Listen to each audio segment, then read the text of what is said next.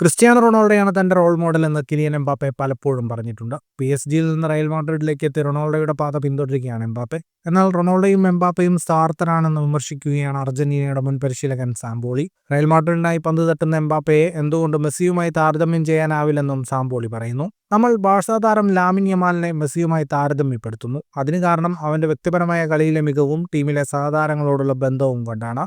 എന്നാൽ Mbappe Real മാഡ്രിഡിൽ പ്രയാസപ്പെടുകയാണ്. എംബാപ്പയെ ഞാൻ Cristiano റൊണാൾഡോയായിട്ടാണ് താരതമ്യം ചെയ്യുക. ഇരുവരും എല്ലായ്പ്പോഴും സ്വന്തം കാര്യം മാത്രമാണ് ചിന്തിക്കുക. പിന്നെ ഗോൾ നേടുന്നതിനെക്കുറിച്ചും.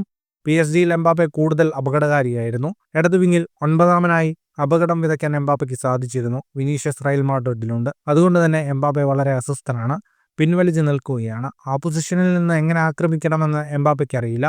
എന്നിട്ടും നിർണായകമായ ഗോളുകൾ കണ്ടെത്താൻ എംബാപ്പയ്ക്ക് സാധിച്ചിട്ടുണ്ട്. എന്നാൽ ഫ്രാൻസിൽ ഞാൻ കണ്ട എംബാപ്പയോ ഖത്തർ ലോകകപ്പിൽ ഞങ്ങൾ കണ്ട എംബാപ്പയോ അല്ല ഇതെന്നും സാംപോളി പറഞ്ഞു. റയൽ മാഡ്രിഡിനായി 52 മത്സരങ്ങളിൽ നിന്ന് 36 ഗോളുകളാണ് എംബാപ്പെ വലയിലാക്കിയത്.